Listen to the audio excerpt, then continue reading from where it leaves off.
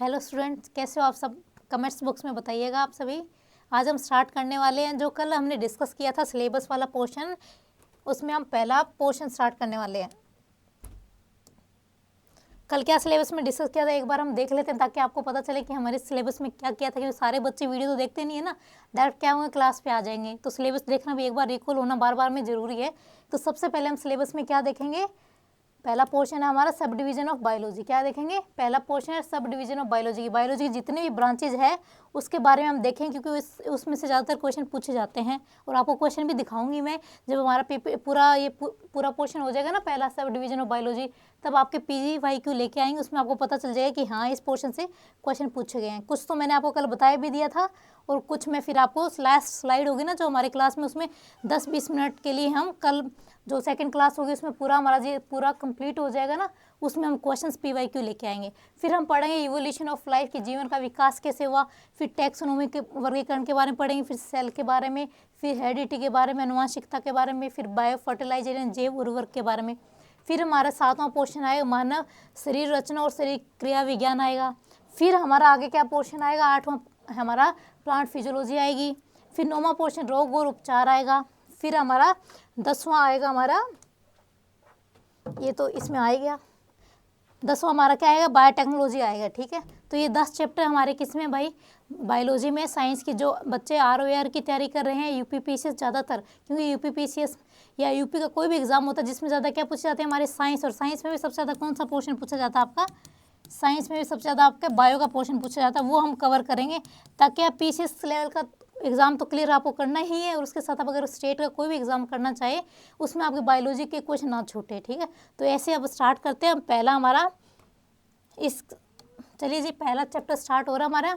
क्या इसमें हम देखेंगे, बायोलॉजी की सब डिवीजन देखते हैं कि बायोलॉजी को किस किस ब्रांच में बांटा गया है। पहले सबसे पहले हम देखते हैं कि साइंस वर्ड क्या है, कि सब इस साइंस का कितना खौफ बना रखा है, इसका वर्ड का इसका मीनिंग कितना प्यारा है, वो आप आज देखना कि साइंस का मीनिंग क्या है। भाई साइंस का मीनिंग है बच्चों, आप देखिए स्क्रीन पे आया हमारा साइंस वर्ड कहाँ से लिया गया है। ज़्यादातर जो वर्ड्स होते हैं हमारे साइंस के तो कहाँ से लिए जाते हैं, हमारे लैटिन या ग्रीक जो लैंग्वेज है उससे लिए जाते हैं। तो ये हमारा वर्ड लिया गया लैटिन भाषा, उससे लिया गया हमारा वर्ड है ये शब्द। किससे? साइंस लिया गया हमारा, लैटिन भाषा से लिया गया शब्द है। और इसका क्या क्या बोलते थे हम लैटिन में, साइंसिया बोलते थे इसको। क्या बोलते थे?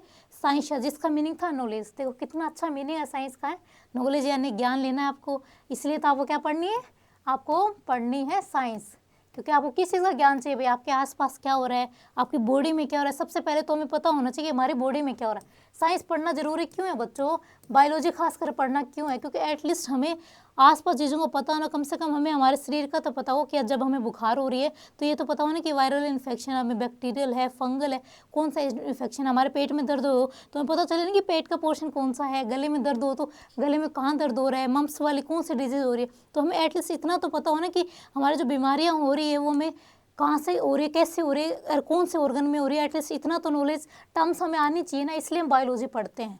कोई भी कॉम्पिटिटिव में एग्जाम में जनरल साइंस क्यों आते हैं, ताकि आपको थोड़ा सा तो पता चले कि आपके शरीर के अंगों के बारे में। यानी जरूरी है कि अगर हम दुनिया को जाने, सबसे पहले बोलते हैं कि दुनिया को जानने से पहले अच्छा ही पहले खुद को जानो। तो इसलिए हमें बायोलॉजी कवर इसीलिए करने की हमें खुद के लिए। और बहुत ही इंटरेस्टिंग सब्जेक्ट है, आप धीरे धीरे देखना। बस कुछ टर्म्स आपको क्या थोड़ी डिफिकल्ट है तो उनको रिपीट करेंगे तो हमारी याद हो ही जाएगी ना। तो चलिए स्टार्ट करते हैं। साइंस या वर्ड है, इसका लैटिन भाषा में इसका मीनिंग क्या था, नॉलेज यानी ज्ञान लेना। तो साइंस क्या है, systematic knowledge of physical and material world gain through observation experimentation. कि क्या है कि हम साइंस में क्या करते हैं भाई, हम फिजिकल वर्ल्ड हो गया हमारा, फिजिकल चीज़ें क्या होती है जिसको हम टच कर सकते हैं। तो जैसे आपका टेम्परेचर हो गया, प्रेशर हो गया, एयर हो गया, इनको आप टच कर सकते हो, फील कर सकते हो ना। इस चीज़ को क्या करना, आपको फील करना, इसको आप एक्सपीरियंस करना। आप जैसे आप फील कर सकते हो, आप ठंडा मौसम आ रहा है तो आप कैसे स्वेट शर्ट पहन लेते हो, हुडी पहन लेते हो। तो इस चीज़ को अगर आपको फील करना है, इस चीज़ की हमें नॉलेज तो होगी तभी तो करेंगे। क्यों हम कि सर्दियों में हम क्यों एकदम स्वेटर पहन लेते हैं, क्योंकि हमें पता चला कि मौसम चेंज हो रहा है। तो ये चीज़ें हमें किससे पता चलती है कि हमें साइंस का पता है, कि हमें ज्ञान है इन चीज़ों की। हाँ मौसम चेंज हो रहा है तो हमें अपने कपड़े भी मौसम के अनुसार चेंज कर लेने चाहिए। तो इसलिए हमें साइंस में स्टडी करेंगे, एक सिस्टमेटिक वे से स्टडी करना है। आपके आसपास क्या हो रहा है उस चीज़ का एक्सपीरियंस होना चाहिए आपको। तो वो सारी स्टडी किस में होती है, हमारे साइंस में होती है। और science has been classified into natural science और सोशल साइंस, की हमारे साइंस की दो हमारी कैटेगरी है। आप जो स्टडी करते हो साइंस में एक होती है नेचुरल साइंस, दूसरी आती है सोशल साइंस। सोशल साइंस में तो बच्चों आप जैसे आपकी हिस्ट्री, ज्योग्राफी, पॉलिटी, सारे जो सब्जेक्ट आप दूसरे सब्जेक्ट पढ़ते हो सारे किस में आते हैं, सोशल साइंस में। और आपके नेचुरल साइंस में आप ज़्यादातर अभी मोस्टली एग्जाम्स में आप क्या पढ़ते हो, आप फिजिक्स पढ़ते हो, फिर आप केमिस्ट्री और बायोलॉजी। अब आपके भाई आप बायोटेक्नोलॉजी आ गई है आपकी थोड़ी, और जेनेटिक इंजीनियरिंग आ गई है। ये सब्जेक्ट अब आने लगे किस में, नेचुरल साइंस में। जो आपको नेचुरल चीज़ों का पता करे, आसपास की चीज़ों का बता सके, वो किस में आते हैं, नेचुरल साइंस में। तो नेचुरल साइंस की ब्रांच में आप पढ़ोगे जो जनरल आपके कॉम्पिटिटिव एग्जाम्स में आते हैं। पहला फिजिक्स है, दूसरा केमिस्ट्री, तीसरा बायोलॉजी, फोर्थ बायोटेक्नोलॉजी और जेनेटिक्स। ये नॉर्मल आजकल कॉम्पिटिटिव एग्जाम्स में पूछते हैं, ताकि आपको एटलीस्ट आसपास की चीज़ों का पता हो और अपने बारे में पता हो, ठीक है।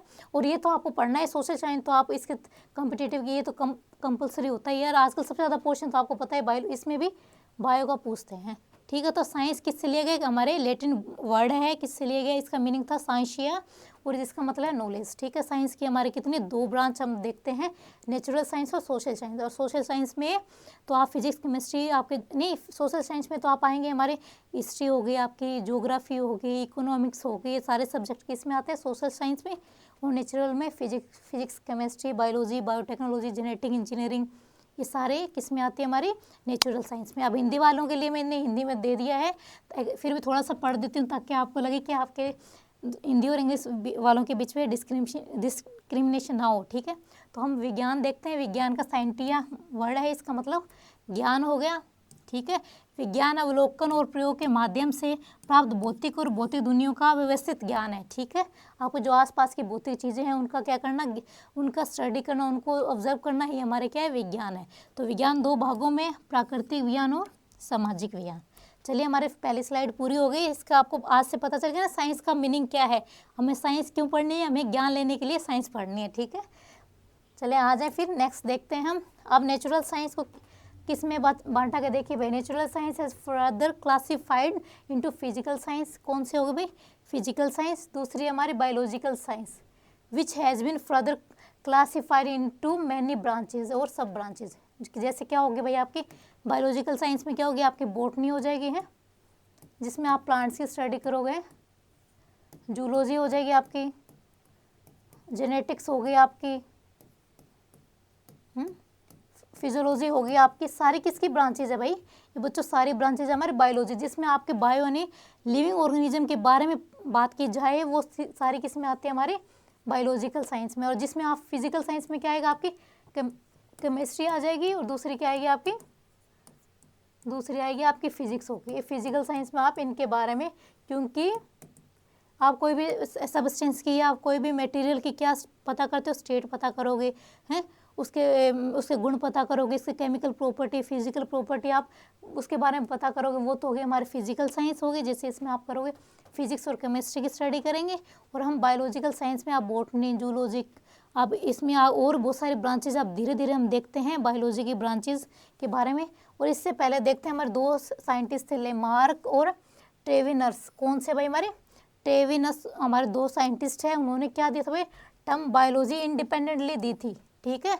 1802 में अलग अलग उन्होंने दी थी टर्म, किसको भाई, बायोलॉजी। वैसे तो सबसे पहले बायोलॉजी टर्म किसने दी थी, फादर ऑफ बायोलॉजी हम बोलते हैं अरस्तु को, पर उन्होंने, और उसके बाद कौन आए थे, लेमार्क और ट्रेविनर्स, इन्होंने और टर्म दी थी। बॉटनी भी इन्हीं के द्वारा दी थी, ठीक है। बॉटनी जो टर्म है प्लांट्स की, जिसमें आप स्टडी करोगे, ये भी इन दो साइंटिस्ट के द्वारा ही दी गई थी, ठीक है। तो आप देखना है कि इंडिपेंडेंटली बायोलॉजी टर्म पूछे, अगर फादर पूछे तो आपको अरस्तु बताना है, कौन, अरस्तु, एरिस्टोटल जिसको इंग्लिश में बोलते हैं।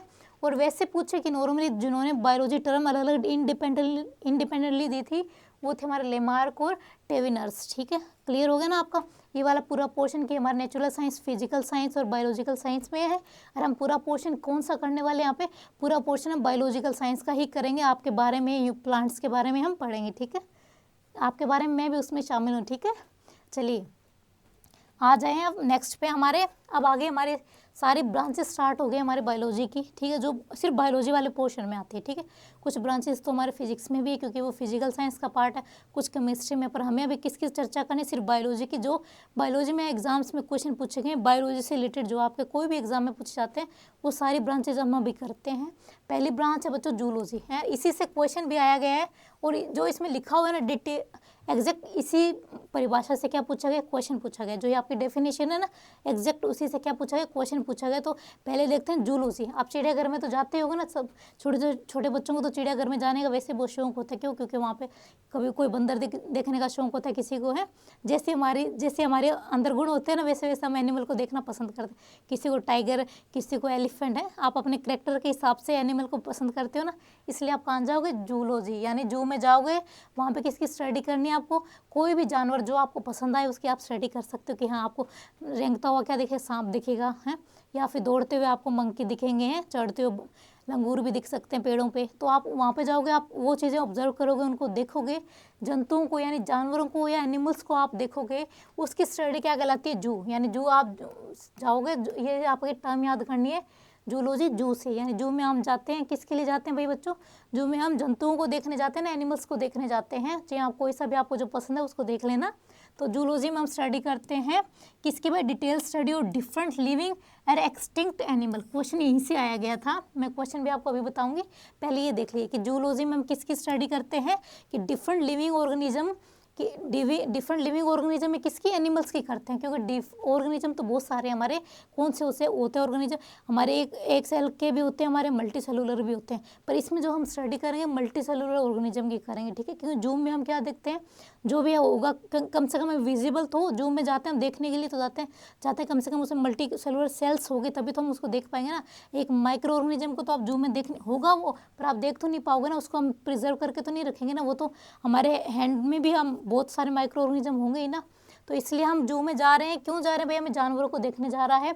पर हम जूलॉजी में और किसकी स्टडी कर सकते हैं, एक्सटिंक्ट, जो आप जैसे डायनासोर को आप देखते हो, डायनासोर के आप बॉलीवुड की मूवी देखते ही है ना, आजकल तो बहुत क्रेज़ रहता है। क्यों? क्योंकि लोगों को क्या सीखने, इंग्लिश, इसलिए क्या देखते हैं, वो हॉलीवुड मूवी देखते हैं। तो उसमें भी आप डिफरेंट लिविंग ऑर्गेनिज्म देखे होंगे आपने, जो भी एक्सटिंक्ट होंगे। जैसे आप डायनासोर के बारे में आपने बहुत सारी मूवीज़ देखी होगी, तो उसमें जो उसकी भी स्टडी अगर आप हमें करनी है, तो वो कौन सी हम ब्रांच में जाएंगे हमारे बायोलॉजी की, वो हम जाएंगे जूलॉजी के ब्रांच में। तो जूलॉजी के में क्वेश्चन पूछा गया था कि हम जूलॉजी में किसकी स्टडी करते हैं, लिविंग और, या पहला ऑप्शन था लिविंग, दूसरा था नॉन लिविंग, तीसरा था लिविंग और डेड ऑर्गेनिज्म, फोर्थ था कि नन ऑफ था वो। तो इसका आंसर था कि लिविंग की भी करते हैं और डेड हो गए उनकी भी करते हैं। क्यों? जैसे हमारा एक्सटिंक्ट कौन हो गया, डायनासोर, उसकी भी स्टडी हम किस में करें, जूलॉजी। तो मुझे लगता है जूलॉजी से आपको कन्फ्यूजन नहीं होगा। जू यानी चिड़ियाघर जाना है, क्यों जाना है, जानवरों को देखने। तो जानवरों की स्टडी कहाँ हो रही है, जूलॉजी में। अब आ जाए भाई नेक्स्ट ब्रांच है बच्चों हमारे बॉटनी है। ये दो ब्रांच तो इम्पोर्टेंट है, जिस बच्चे के पास बायोलॉजी है उनको तो जूलॉजी और बॉटनी का तो पता ही होगा। आजकल बायोटेक्नोलॉजी का भी पता ही है, क्योंकि उसमें भी क्या होगी, हमारी स्टडी स्टार्ट हो गई है। तो आप देखते हैं बॉटनी का। तो बॉटनी क्या होती है बच्चों, detail study of plant and their life, कि हमारे आसपास क्या वे प्लांट्स है ना। आपने देखे होंगे ना, प्लांट वर्ड भी बॉटनी वर्ड है उससे लिया गया था। उसका मीनिंग क्या होता है भाई, प्लांट या पौधे होता है जो अपना क्या करते हैं, अपना नर्सिंग खुद करते हैं, वो होता है हमारा बॉटनी वाले पोर्शन में आता है, ठीक है। वनस्पति विज्ञान बोलते हैं। पौधे अपना क्या करते हैं, खाना बनाते हैं। अगर पौधे ना हो गए तो हम भी जिंदा नहीं रह पाएंगे। कब तक हम दूसरे एनिमल का मीट खा के जिंदा रह पाएंगे भाई, प्लांट्स है। इसी वजह से इतनी बड़ी पॉपुलेशन है जो इंडिया की, वो क्या कर पा रही है, सर्वाइव कर पा रही है। अगर प्लांट्स नहीं हुए तो लोगों की सर्वाइवनेस रेट है ना, वो क्या हो जाएगी, अपने आप ही ऑटोमेटिक कम हो जाएगी, ठीक है। तो बॉटनी में हम स्टडी करते हैं। ये बॉटनी वर्ड से लिया गया है, हमारे लैटिन भाषा के ही वर्ड होते हैं सारे, किसमें, साइंस में। तो इसमें हम स्टडी करते हैं प्लांट्स और एनिमल्स की। आपको आप इमेज लगाएगी ताकि आपको याद रहे। ये क्या है, प्लांट है ना, प्लांट दिख रहा है आपको। तो इसमें आप स्टडी करोगे, करनी है तो कौन सी ब्रांच में जाना है आपको, बॉटनी में जाना है। प्लांट की स्टडी करनी है तो आप बॉटनी में जाएं। और आपको चिड़ियाघर में जाना है क्या स्टडी करने के लिए, जानवरों की स्टडी करने के लिए, तो वहाँ पे आप टर्म यूज़ करोगे जूलॉजी, ठीक है। तो दो आपके टर्म याद हो गई होगी ना, जूलॉजी और बॉटनी। ऐसी कम से कम 50-60 टर्म है, हम सारे धीरे धीरे याद कर लेंगे। आज ही क्लास में ज़्यादा से कोशिश करें कि कम से कम 30 तो याद हो आपके। तो दो याद होगी, जूलॉजी और बॉटनी, आई थिंक आपको याद हो गई होगी ना। रिपीट करें तभी याद होगी, नहीं तो याद नहीं होगी, ठीक है। रिवाइज करना और रिपीट करना है। चलिए अब आगे तीसरी टर्म प्लेंटोलॉजी आ गई। ये तो भाई प्लेंटोलॉजी आप डायग्राम देख रहे हो ना, प्लेंटोलॉजी क्या दिख रहा है भाई, कुछ समझ में नहीं आ रहा। वैसे मुझे तो पता चल रहा है क्या है, कि आपको भी दिख देगा, थोड़ा जूम करना आपको। ये क्या हमारा डायनासोर है। कैसे पता भाई ये डायनासोर है, कि हॉलीवुड की मूवीज़ में देख के पता चलने लग गया कि ये डायनासोर है। जी नहीं, उससे पहले क्या हुआ, साइंटिस्ट थे हमारे साइंस में, उन्होंने क्या किया, इसकी डिस्कवरी की कि हमारी जो ये इसकी शेप होती है ना, ये ऐसे शेप होती है, किसकी होती है भाई? हमारे डायनासोर की है, ठीक है। ये जो शेप दिख रही है आपको, आप बोलो मैम ये तो पता नहीं क्या ही दिख रहा है, तो आप आराम से इसको जूम करना है आप सबको और आपको देखना है। ये हमारे क्या भाई एक्सटिंक्ट हो गया जो डायनासोर है, तो इसका क्या है बच्चों? ये फॉसिल है, रिमेनिंग है। क्या है इसका? हमारा डायनासोर का फॉसिल है, यानी इसका रिमेनिंग पोर्शन है। रिमेनिंग क्या हो सकता है बच्चों? कुछ उसकी कुछ हड्डियाँ मिली आपको, हाँ? क्या मिली है? कुछ हड्डियाँ मिली है, उसके बेस पे आप बता पाओगे ना कैसा था ये, किस में आता है? ये रेप्टाइल्स में आता है, जिसमें आपका स्नेक आता है ना, सांप, क्रोकोडाइल हो गया, रेप्टा, किस में आता है? रेप्टाइलिया में आता है, रेप्टाइल से, ठीक है। थोड़ा सही नहीं लिखा, दोबारा लिखते हैं, रेप्टाइल्स, ठीक है, अब सही लिखा गया। ये किस में आता है? हमारा रेप्टाइल्स में आता है। ये रेंगने वाले जो एनिमल्स होते हैं ना, उसमें क्या आता है? हमारा डायनासोर। तो आपको ये क्या दिख रहा है भाई कि आपको ये तो कंप्लीट एनिमल तो नहीं दिख रहा। जब आपने बॉटनी वाला डायग्राम देखा तो उसमें क्या दिखा था आपको? प्लांट दिखा था ना, कि हाँ एक जीता जागता प्लांट था, ग्रीन था।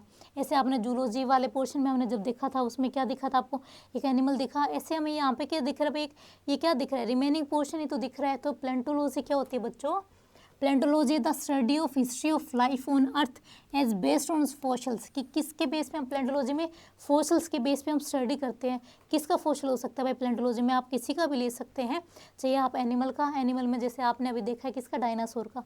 फिर आप किसका ले सकते हो? आप कोई भी प्लांट का ले सकते हो, हैं। प्लांट भी तो ऐसा जरूरी थोड़ी ना है कि जब हमारे एक्सप्लोजन हुआ था अर्थ पे तो सिर्फ एनिमल्स ही मरे, था एनिमल ही आगे हमारे अर्थ में दबे, ऐसा तो नहीं है, प्लांट भी दबे होंगे तो उनका फॉसिल बन गया होगा, उनकी हम स्टडी कर सकते हैं। एनिमल तो आपने अभी देखा है, डायनासोर का एग्जाम्पल।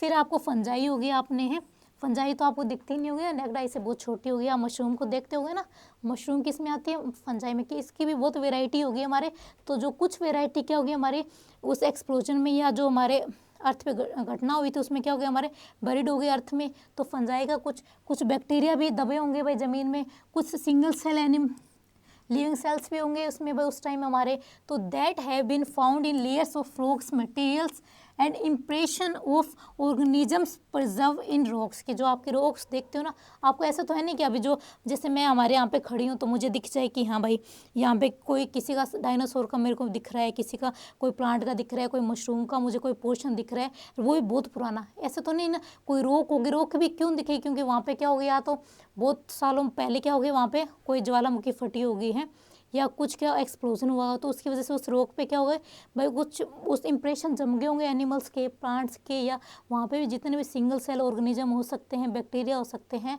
तो वो आपको किस फॉर्म में मिल रहे हैं? फॉसिल की फॉर्म में मिल रहे हैं। तो आपको जो वो स्टडी करनी है वो ब्रांच कौन सी होगी हमारी? वो होगी प्लेंटोलॉजी। तो आपको 3 ब्रांच हो गई, एक तो प्लेंटोलॉजी, प्लेंटोलॉजी में आप कोई सा भी फॉसिल हो सकता है आपका, प्लांट का, एनिमल का, या फंजाई का, बैक्टीरिया का फॉसिल होगा। यानी फॉसिल कैसे बना है? वो काफ़ी टाइम से अर्थ में क्या होगा भाई, कोई भी एक्सप्लोजन की वजह से, कोई भी नेचुरल हमारे इंसिडेंट हुआ उसकी वजह से क्या हुआ, वो अर्थ में क्या हो गए, हमारे रॉक पे जम गए हों, या अर्थ के अंदर बेरिड हो गए। जब हमने खोदा तो हमें उसके इंप्रेशन मिल रहे हैं, तो उसकी हम स्टडी कर रहे हैं, वो ब्रांच कहलाती है हमें प्लेंटोलॉजी, ठीक है। उसकी स्टडी क्या कहलाती है? प्लेंटोलॉजी। किस में है? हमारे बायोलॉजी साइंस में पढ़ रहे हैं ना, तो प्लेंटोलॉजी होगी हमारी। दूसरा मैंने पढ़ा था बॉटनी में, पौधों की या पेड़ पौधों की स्टडी करते हैं। जूलॉजी में हम किसकी स्टडी करते हैं? जूलॉजी में हम एनिमल्स की स्टडी करते हैं। तो 3 ब्रांच आपकी क्लियर होगी। अब आ गए हम चौथी ब्रांच पे। तो चौथी ब्रांच हमारी पैलियोबॉटनी, ठीक है। अब ये जो पैलियो वर्ड होता है ना बच्चों, ये हमारे फॉसिल्स के लिए होता है, ठीक है। अब किसके लिए होता है हमारा पैलियोबॉटनी? हमारे फॉसिल के लिए होता है। तो हमारे अब पैलियोबॉटनी क्या होगा भाई? जो प्लांट्स के फॉसिल्स है उसकी स्टडी करना है। अभी हमने पीछे किसका प्लेंटोबॉटनी पढ़ा था ना, प्लेंटोबॉटनी पैटर्न या मैंने पढ़ा था, एक मिनट रुकिए मैं आपको दिखा देती हूँ ताकि आपको और क्लियर याद रहे। हमने पढ़ा था प्लेंटोलॉजी पढ़ा, तो यहाँ पे भी क्या आ रहा है? पैलियो वर्ड आ रहा है ना, प्लेंटोलॉजी में पैलियो वर्ड आ रहा है, और यहाँ पे भी पैलियोबॉटनी आ रहा है। तो ये वर्ड किसके लिए हो गया? हमारे फॉसिल के लिए। कि कोई भी फॉसिल की स्टडी करना है वो तो हमें प्लेंटोलॉजी में, सिर्फ हमें किसकी करनी है? प्लांट्स की करनी है, तो वो आ गया हमारे पैलियोबॉटनी में। क्यों भाई? अभी हमने पढ़ा था ये बॉटनी वर्ड तो प्लांट के लिए हो गया, और पैलियो वर्ड हमारे किसका फॉसिल होता है? कोई भी फॉसिल हो सकता है, पर हमें अभी पैलियोबॉटनी वर्ड यूज़ किया, तो हमें सिर्फ और सिर्फ पैलियोबॉटनी में हम किसकी स्टडी करें? प्लांट्स के जो फॉसिल्स है उनकी स्टडी करें। तो ये आप देख सकते हो इंप्रेशन आपको मिल रहा है, पत्तियाँ सी दिख रही है ना आपको, ये पत्तियां दिख रही है भाई, किसका इंप्रेशन है? कोई भी यहाँ पे क्या था भाई, कोई पहले कोई प्लांट था, उसकी पत्ती है, यानी वो प्लांट नहीं मिल रहा है, उसका फॉसिल हमें मिला है। तो इसकी स्टडी हम किस में करेंगे? पैलियोबोटनी में। किस में करेंगे? पैलियोबोटनी में। अब आते हैं हमारे इकोलॉजी। ये बहुत ही इंपॉर्टेंट पार्ट है जो आजकल, क्योंकि हमारे क्लाइमेट की इतनी घटनाएं हो रही हैं, उसकी स्टडी हमें किस में करते हैं? इकोलॉजी वाले पोर्शन में करते हैं।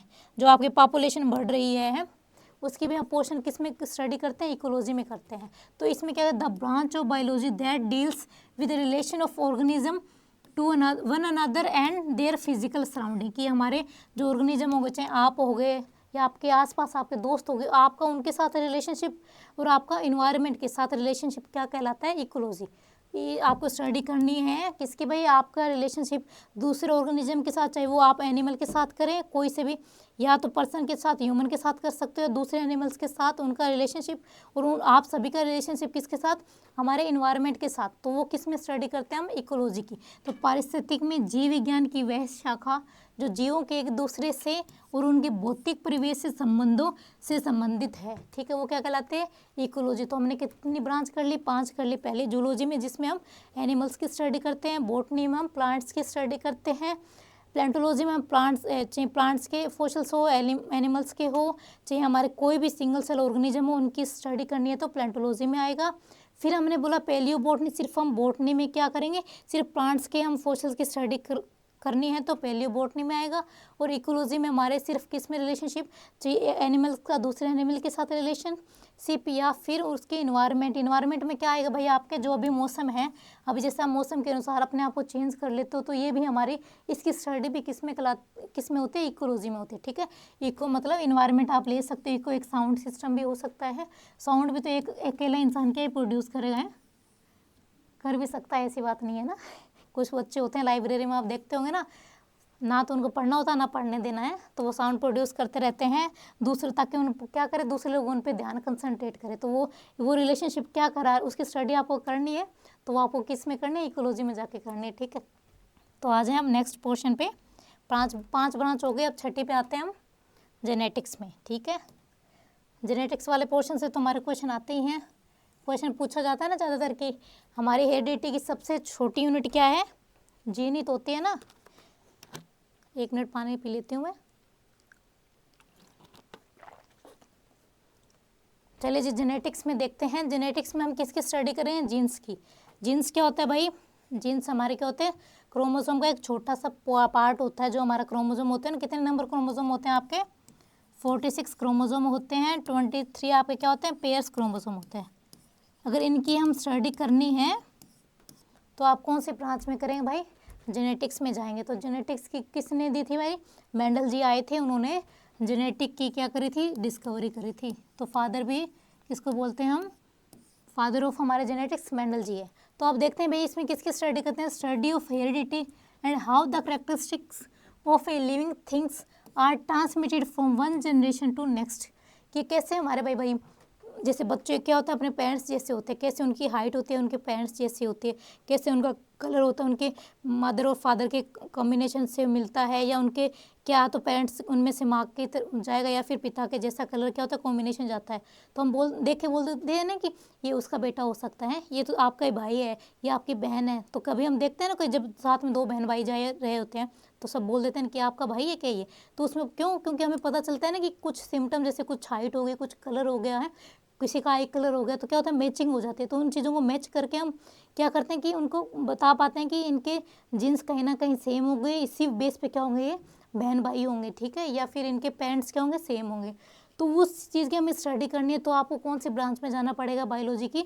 आपको जाना पड़ेगा जेनेटिक्स में। तो जेनेटिक्स में हम क्या स्टडी करते हैं कि कैसे करेक्टर्स होते हैं हमारे, चाहिए वो हाइट का हो, हमारे बहुत सारे करेक्टर होते हैं। तो हाइट का हो गया, जैसे आपके आइज कलर हो गया है, आपके देख सकते हो आपके हेयर का कलर, आइज़ का कलर, ऐसे बहुत सारे करेक्टर होते हैं जो क्या होता है हमारे, हमें जिसके बेस पे हम बोल सकते हैं। अभी मैंने आपको बताया कि कौन किसका पेरेंट्स है, कौन किसका चाइल्ड है। पूरा तो डिफाइन नहीं कर पाते, थोड़ा बहुत आप पता लगा सकते हो। अगर इसकी स्टडी करनी है, जो आपके करेक्टर्स ट्रांसफ़र हो रहे हैं एक जनरेशन से दूसरे जनरेशन में, उसकी स्टडी हम जेनेटिक्स में करते हैं। तो every living things contain genetic material. कौन सा होता है भाई? कुछ में हमारे DNA भी होता है, कुछ में हमारे क्या होता है आरएनए होता है। तो ज़्यादातर तो किस में क्या होता है भाई, डीएनए हमारा होता है जेनेटिक मटेरियल, उसकी हमें क्या करनी है स्टडी करनी है। तो हम कौन सी ब्रांच में जाएंगे, जेनेटिक्स में जाएंगे। ठीक है, दैट मेक्स डीएनए मोलिक्यूल। ठीक है, कौन सा मटेरियल बना रहा है आपका जेनेटिक मटेरियल, डीएनए। तो this material is passed on when organism reproduce, the basic unit of heredity is gene. क्या अभी मैंने बताया भी था, ये क्वेश्चन बार बार पूछा गया कि आपकी हेरिडिटी की अनुवांशिकता की बेसिक यूनिट क्या है हेरिडिटी की, वो है हमारी जीन की, यही है जो आपके एक जनरेशन से दूसरी जनरेशन में ट्रांसफ़र हो रही है, और इसी की स्टडी क्या कहलाती है, जेनेटिक्स। तो जीन वर्ड से आपको याद रखना है जेनेटिक्स। ठीक है, जीन से ही आपको क्या क्या याद करना है, जेनेटिक्स। ठीक है, क्लियर हो गया ना। ये आपको देख रहा होगा, ये किसकी शेप है, ये डीएनए की शेप है। ठीक है, तो इसकी स्टडी करनी है तो आपको किस ब्रांच में जाना है, जेनेटिक्स में जाना है। तो आ जाए फिर नेक्स्ट ब्रांच देखते हैं हम। नेक्स्ट ब्रांच है हमारी फिजियोलॉजी। ठीक है, कल हमने जो सिलेबस डिस्कस किया था उसमें हमने किया था ना कि ह्यूमंस की एनाटॉमी और फिजियोलॉजी की हमें स्टडी करनी है। तो फिजियोलॉजी में क्या स्टडी करते हैं, जो ह्यूमंस के जो ऑर्गन हो गया, कोई भी आप हार्ट ले लो, लीवर ले लो, आइस ले लो, आपका हम टीथ ले लो, टंग ले लो, इन सब के अगर आपको फंक्शन के बारे में अगर देखना है तो आपको कहाँ जाना पड़ेगा, आपको जाना पड़ेगा फिजियोलॉजी में। कहाँ जाना पड़ेगा, फिजियोलॉजी में। तो आप इसमें क्या फंक्शन की स्टडी करते हैं कि study of normal functions of living creatures and there part, कि जो हमारे जो ह्यूमंस है कि हम चल रहे हैं, तो हमारा पूरा जो स्केलेटन सिस्टम इसमें हमारे लोकोमोशन में जो हेल्प कर रहा है, तो अगर आपको उसकी स्टडी करनी है तो आप फिजियोलॉजी में जाएंगे। ठीक है, तो इसलिए एग्जाम्स में ज़्यादातर क्वेश्चन पूछा जाता है हमारे ह्यूमन एनाटॉमी और फिजियोलॉजी से, ताकि आपको पता चले कि हाँ आप कैसे चल रहे हो हैं। क्योंकि आप कुछ सही भी नहीं चल पाते हैं ना, उसमें भी क्या होते हैं हमारे डिजीज होते, किसी के पैर क्या होते हैं बीच में से क्या होते हैं हमारे, ऊपर से तो एकदम पास में होते हैं, नीचे से चौड़े होते हैं, तो उसमें भी क्या होता है उनके फुट डिजीज हो जाती है ना। तो इसकी भी स्टडी हमें एटलीस्ट पता तो होना कि हमारी शेप सही है एकदम, तो उसकी स्टडी करनी है। हमारे फंक्शन सारे बॉडी के पार्ट्स फंक्शन सारे सही अच्छे से कर रहे हैं, अगर फंक्शन के बारे में स्टडी करनी है तो आप फिजियोलॉजी में जाएंगे, और स्ट्रक्चर की स्टडी करनी है तो वो ब्रांच कौन सी होगी, एनाटॉमी। ठीक है, तो दोनों में कन्फ्यूज़ मत होना, दोबारा मैं अच्छे से लिख देती हूँ यहाँ पे ताकि आपको क्लियर रहे कि एनाटॉमी में तो आप किसके स्ट्रक्चर स्ट्रक्चर की स्टडी करोगे, आप कोई भी पार्ट हो गया ह्यूमंस का,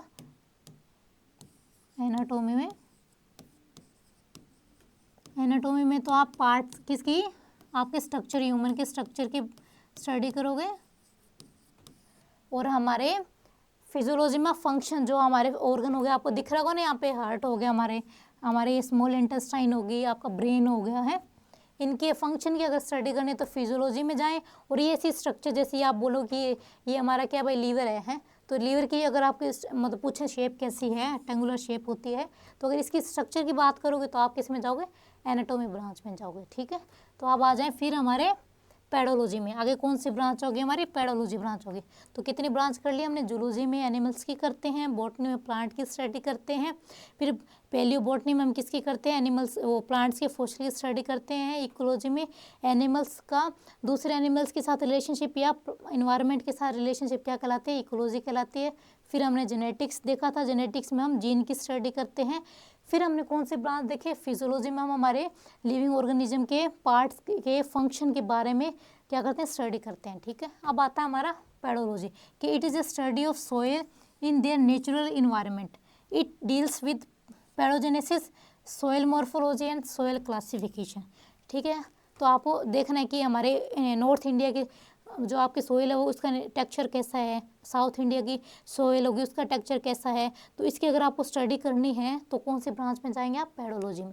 तो पैडोलॉजी किस की ब्रांच की है, हमारे सोइल की क्वालिटी, उसका टेक्सचर कैसा है, उसमें कौन सी फसल अच्छे से अगर वो आप उगाना चाहोगे, कौन सी फसल अच्छे से उग सकती है, अगर उसकी स्टडी करानी है तो आपको कौन सा करनी पड़ेगी भाई, पैडोलॉजी ब्रांच में जाना पड़ेगा, बायोलॉजी की। ठीक है, तो आपको ये दिख रहा है ना यहाँ पे, ये क्या कर रहे हैं भाई, कोई भी उन्होंने एक प्लांट ले लिया, उसमें क्या लगाई उन्होंने, सोइल, उसमें प्लांट के अंदर, सोइल के अंदर ही प्लांट्स क्या होता है भाई, ग्रो होता है। जरूरी नहीं है सोइल के अंदर, आजकल तो हाइड्रोपोनिक्स से क्या हो गया, टेक्निक आ गई है, उसको बिना सोइल के भी क्या कर सकते हैं, प्लांट्स को ग्रो करवा सकते हैं। पर ज़्यादातर हम देखते हैं तो प्लांट्स को ज़्यादातर ग्रो कहाँ करवाते हैं, सोइल में करवाते हैं। तो उसकी हमारे क्या करते हैं, स्टडी करवाना क्या कहलाता है, पैडोलॉजी कहलाता है। तो आपके नेक्स्ट ब्रांच क्लियर हो गई ना, पैडोलॉजी। हिंदी वाले भी एक बार देख लें, क्योंकि मैंने लग रहा है काफ़ी देर से मैंने हिंदी वालों के लिए पढ़ा नहीं है, तो एक टर्म तो पढ़ ही देती हूँ। ठीक है, कि यह उनके प्राकृतिक वातावरण में मिट्टी का अध्ययन है। पेडोलॉजी के भाई प्लांट्स की है ये, उनके प्राकृतिक वातावरण में मिट्टी का अध्ययन है। और यह पेडोजेनेसिस मिट्टी की आकृति विज्ञान और मिट्टी के वर्गीकरण से संबंधित है। ठीक है, कि मिट्टी की शेप कैसी है, मिट्टी में टेक्सचर कैसा है, मिट्टी का उस एसिडिक नेचर है, बेसिक नेचर है या न्यूट्रल है, तो इस सबकी स्टडी अगर आपको करना है तो आपको पेडोलॉजी में जाना पड़ेगा। अब बताए एडेफोलॉजी क्या हो गया। पेडोलॉजी कर लिया, अब एडेफोलॉजी कि कैसे प्लांट्स अपनी सोइल में अडेप्ट करता है अपने आप को, अगर उसकी स्टडी करानी है तो वो आपको जाना पड़ेगा एडेफोलॉजी में। ठीक है, पेडोलॉजी में तो सोइल के बारे में, और आपको प्लांट की कौन सा लिविंग ऑर्गेनिज्म कैसे सोइल पे ग्रो करवाता है उसकी स्टडी करानी है तो आपको एडेफोलॉजी में जाना पड़ेगा। तो it concern with influence of soil on living things particularly plants की। एडेफोलॉजी में हम यह जीवित चीज़ों विशेष रूप से पौधों पर मिट्टी के प्रभाव से संबंधित है कि कैसे मतलब प्लांट जो मिट्टी होती है, कोई प्लांट हो गया, एनिमल हो गया, उसके ऊपर इफेक्ट डालती है। अगर उसकी स्टडी करनी है तो आपको जाना पड़ेगा एडेफोलॉजी में। ठीक है, तो हमारी इस वाले पोर्शन में थे हमारी फिजियोलॉजी, फिर हमारे पेडोलॉजी, फिर हमारे एडेफोलॉजी। तो तीनों ब्रांच एक बार रिपीट करती हूँ क्योंकि सारी क्या है, नई है। वो आपने जो भी पीछे की ना वो तो क्या थी, आपने रिपीट होती रहती है। जैसे जूलॉजी, बॉटनी आपकी होगी, जेनेटिक्स होगी, इकोलॉजी होगी, 4-5 ब्रांच तो क्या आपको आती है। अब ये जो है ना ये वाला नया पोर्शन है। तो फिजियोलॉजी में ह्यूमंस के पार्ट्स के फंक्शन के बारे में स्टडी करेंगे हम। पेडोलॉजी में हम सोइल के फंक्शन के बारे में, सोइल के नेचर के बारे में स्टडी करेंगे। एडेफोलॉजी में कैसे अडेप्ट होती है हमारी सोइल, उसके अकॉर्डिंग एनिमल्स कैसे अडेप्ट होते हैं सोइल के हिसाब से, वो क्या कहलाते हैं एडेफोलॉजी। अडेप्ट होना यही इसमें क्या, एडेफोलॉजी में जो वर्ड आ रहा है ना अडेप्ट से रिलेटेड है, तो कैसे अडेप्ट हो रही है सोइल के अकॉर्डिंग कोई भी लिविंग ऑर्गेनिज्म, वो एडेफोलॉजी में आ गई। तो ठीक है, एक बार रिपीट करते हैं क्योंकि जितना रिपीट करोगे आप उतना ही याद रहेगा, क्योंकि साइंस की टर्म्स तो आप क्या होता है देख के डर जाते हो हैं। मेरे दोस्त भी है वो ज़्यादातर क्या कर कि हम साइंस नहीं पढ़ें क्योंकि इतने इतने बड़े वर्ड कैसे याद रहेंगे, क्यों रहेंगे ये। आपको किसी का नाम भी तो याद रह जाता है ना, किसी का नाम इजीली नाम याद रह जाते हैं। खासकर हॉलीवुड वालों को भी आजकल तो क्या बच्चों को सारे नाम याद रहते हैं, क्यों, क्योंकि वो रिपीट करते रहते हैं। और अगर आप साइंस को रिपीट करोगे तो मुझे लगता है इससे ईजी सब्जेक्ट तो शायद ही आपके लिए होगा, और इंटरेस्टिंग तो है ही। खासकर लड़कों को तो साइंस वैसे ही साइंस में बायोलॉजी बहुत पसंद होती है। चलिए, तो फिजियोलॉजी में हम ह्यूमंस के जो पार्ट्स होंगे उनके क्या फंक्शन, पार्ट्स के फंक्शन के बारे में देखेंगे। पेडोलॉजी में सोइल के बारे में देखेंगे। एडेफोलॉजी में कैसे सोइल के अकॉर्डिंग अडेप्शन होता है वो देखेंगे। तो अब आ जाए नेक्स्ट देखते हैं हम। अब जीरेंटोलॉजी क्या होगा भाई। अब इंग्लिश में एक वर्ड होता है जीरेंट, इसमें होता है एज फैक्टर दिखाता है, क्या कहता है एजिंग के लिए ये टर्म होती है जीरन। ये टर्म किसका शो करती है, हमारे एजिंग के लिए शो करती है कि कैसे कैसे आपका जो बुढ़ापा आता है ना, कैसे आप अगर आप अच्छे से पढ़ाई नहीं करते तो कैसे आप बुढ़ापा आराम से आ जाता है पीसीएस की तैयारी करते करते, क्योंकि ये ऐसा ही नशा है कि एक बार अगर इस फील्ड में आगे ना तो छोड़ा जाता ना कोई बात है। इसलिए जल्दी से कर लो तैयारी, क्लास अच्छे से लो, आप चाहे कोई भी सब्जेक्ट को ना अच्छे से कवर करो ताकि जल्दी से आप जॉब ले लो, चाहे आरओ में लो, चाहे कोई भी पीसीएस का एग्ज़ाम क्लियर करो या यूपीएससी में हो जाए तो बहुत ही अच्छी बात है। तो इसलिए आपको उसके लिए क्या करना पड़ेगा भाई, आपको बूढ़ा नहीं होना उसके लिए। तो आपके लिए कौन सी टर्म यूज़ है, जेरेंटोलॉजी। तो जेरेंटोलॉजी में क्या स्टडी करते हैं, किस इसमें इतना बड़ा तो पढ़ देती हूँ मैं तक, पर मेन तो इसमें क्या होगा एजिंग इफेक्टर को हम क्या करते हैं स्टडी करते हैं कि कैसे हमारे एज बढ़ती है तो ह्यूमन का नेचर कैसे चेंज होता है, उसके आसपास का कल्चर कैसे चेंज होता है, वो पूरी स्टडी हम जेरेंटोलॉजी में करते हैं। तो देखिए इंग्लिश पूरा पढ़ देती हूँ ताकि, क्योंकि आजकल पढ़ने में भी हमें क्या आती है दिक्कत आती है कि कोई हो ऐसा कि सुना दे, बस हमें पढ़ना नहीं, क्योंकि हम अपने माइंड को क्या नहीं करना चाहते, हमें देखने की ज़्यादा आदत हो गई पर हम खुद पढ़ना नहीं चाहते। पर आप जितना पढ़ोगे उतना ही आप जल्दी से क्या कर पाओगे, अपना सिलेबस कवर कर पाओगे और जॉब ले पाओगे। ठीक है, तो आप देखते हैं कि study of social, cultural, physiological, cognitive and biological aspects of ageing और their scientific study of old age and the process of ageing and the particular problem of old people, कि जब एज बढ़ती है तो कैसे ओल्ड लोगों को problem होती है, अगर उसकी स्टडी करानी है तो आपको जीरेंटोलॉजी आपको स्टडी करनी पड़ेगी। तो जीरेंटोलॉजी में आप ओल्ड एज के या एजिंग इफेक्ट्स के बारे में स्टडी करते हैं। तो आपको दिख रहा होगा ना, इनको एक्सरसाइज करवा रही है एक लड़की, तो आप देखना कि एक आपको इमेज में आना चाहिए कि हमने इमेज में देखा था कि एक बूढ़े लोगों को एक्सरसाइज करा रही थी। क्यों? क्योंकि उनकी जैसे जैसे हमारी एज बढ़ती जाएगी हमारा मेटाबॉलिज्म अपने आप ही क्या होने लग जाएगा, कम होने लग जाएगा। तो हमें फिजिकल वर्कआउट क्या करना पड़ता है, थोड़ा ज़्यादा करना चाहिए, कर नहीं पाते। हमारे गाँव में तो क्या होता है, बच्चे ऐसा बोलते हैं कि बूढ़े होंगे तो क्या काम करेंगे, पर वो जैसे जैसे काम छोड़ते जाते हैं ना, उनका क्या होता है, अपने आप ही उनका मेटाबॉलिज्म अपने आप ही क्या वो कम होने लग जाए, वो खाना वाना डाइजेस्ट नहीं कर पाते और वो जल्दी बीमार पड़ने लग जाते हैं। पर एज जैसे बढ़ती है उनको थोड़ा फिजिकल वर्क करवाना चाहिए। तो इसकी स्टडी हम जेरेंटोलॉजी में करते हैं। तो आपको याद रहेगा ना कि जेरेंटोलॉजी में हम किसकी स्टडी करते हैं, हम क्या करते हैं, और लोगों के बारे में, उनके बिहेवियर के बारे में स्टडी करेंगे। अब आते हैं हमारे नेक्स्ट ब्रांच है इथोलॉजी। किसकी बात है भाई, इथोलॉजी। अभी हमने एक इकोलॉजी पढ़ा था ना, वैसे क्या टर्म है हमारी इथोलॉजी। अभी आपने इकोलॉजी पढ़ी थी ना, उसी की एक सब ब्रांच बोल सकते हो आप, क्या, इथोलॉजी। तो इथोलॉजी में हम नॉन जो ह्यूमन हो गया ना हमारा, कि it is a scientific and objective study of non human animal. Humans में तो कौन आ गए भाई, हम हो गए हैं जिसको थोड़ी कॉन्शियसनेस हो। नॉन ह्यूमन में कौन आ गए भाई, जैसे आप देख सकते हो आपके मंकी हो गया है। बोल रहे मैं मंकी मंकी को क्यों करते हो, क्योंकि यहाँ परेशान करते रहते हैं मंकी, इसलिए बार बार कौन सा याद आ रहा है, मंकी याद आ रहा है। और भी आप देख सकते हो, बैट हो गया आपका है, डॉग हो गया, डॉग भी बहुत हो गए हैं अब तो, इतना परेशान करते हैं ये लोग भी, ठीक है। या काऊ भी देख सकते हो। इनकी अगर आपको स्टडी करनी है तो आप कौन सी ब्रांच में जाएंगे, ये आप जाएंगे इथोलॉजी में, ठीक है। इथोलॉजी में आप किसकी स्टडी करेंगे, बैट हो गया, मंकी हो गया, और भी आप जो आपको पसंद हो एनिमल उसकी अगर आपको स्टडी करनी है तो आप कौन सी ब्रांच में जाएंगे, बायोलॉजी की, इथोलॉजी में जाएंगे, ठीक है। तो जेरेंटोलॉजी हम ओल्ड एज के बारे में, जैसे जैसे ह्यूमन ओल्ड एज बढ़ती जाती है उसका बिहेव कैसा चेंज होता है वो जेरेंटोलॉजी में स्टडी करेंगे। इथोलॉजी में हम किसकी स्टडी करेंगे, इथोलॉजी में नॉन ह्यूमन एनिमल्स के बिहेवियर के बारे में स्टडी करेंगे, उनकी नेचुरल एनवायरनमेंट में उनकी कंडीशन कैसी है, कैसे वो नेचर के अकॉर्डिंग अपने आप को अडेप्ट करते हैं, नेचुरल एनवायरनमेंट उनको कैसे उनको इफेक्ट करता है, उसकी पूरी स्टडी हम इथोलॉजी में करेंगे। तो काफ़ी टर्म्स हो गई है, आगे देखिए नेक्स्ट। ये आजकल बड़ा चल रहे हैं, आजकल कितने रोबोट्स बन रहे हैं हमारे, उनकी अगर आपको स्टडी करनी है बायोनिक्स में आएंगे, ठीक है। जो रोबोट बनते हैं ना आजकल, तो सोफिया वाला आया था एक रोबोट, तो है कितना फेमस है। एक घटना भी हो रही है कि एक रोबोट ने क्या किया, एआई आजकल जब से आई है, एक की तो डेथ भी हो गई थी एआई के चक्कर में। तो जो इसकी स्टडी हो रही है टेक्नोलॉजी के, ऐसी टेक्नोलॉजी यूज़ बनानी है हमें जो क्या करे, ह्यूमन की तरह बिहेव करे, तो वो क्या कहलाती है भाई, उसकी स्टडी हमें बायोनिक्स में करते हैं। जो रोबोट्स जितनी भी हम साइंटिफिक जो जैसा भी आप रोबोट्स क्यों बनाते हैं, ताकि हम हमारा जो काम है थोड़ा क्या हो जाए, कम हो जाए, ताकि जो ह्यूमन जो काम करता है रेगुलर जो जैसे काम होते हैं वो क्या हो जाए, कम हो जाए। इसलिए तो हम रोबोट बना रहे, जैसे एकदम क्या होता है ह्यूमन के जैसी थिंकिंग होती है उसकी, ह्यूमन को जैसे जैसे काम करवाने होंगे वो रोबोट अपने आप करेगा है। तो इसकी अगर हमें स्टडी करानी है तो बायोनिक्स में जाएंगे। तो study of mechanical systems that functions like living organisms. जब भाई रोबोट लिविंग ऑर्गेनिज्म की तरह फंक्शन करता है ना, जैसे ह्यूमन फंक्शन करता है, चलना फिरना हो गया, आजकल देखते ही हो आप, चलने फिरने का हो गया, खाता नहीं है, बस उसको खाने की जगह क्या करना पड़ता है, उसको चार्जिंग करनी पड़ती है। तो इसके क्या करते हैं, ऑर्गेनिज्म या पार्ट्स ऑफ लिविंग ऑर्गेनिजम्स, ठीक है। तो इसमें मैकेनिकल सिस्टम हम बनाएंगे जो किसके डिटो किसके जैसा, कोई एक लिविंग ऑर्गेनिज्म जैसा हो, जरूरी नहीं ह्यूमन जैसे हो, क्योंकि अभी तक ह्यूमन जैसा एकदम पूरी तरह बनाया कम बनाया, पर आप छोटे छोटे देखते होंगे ना, ऐसे भी ऐसे एक रोबोट आया था, एकदम डब्बे जैसे भी क्या बना रहे हैं, रोबोट्स बना ही रहे हैं ना।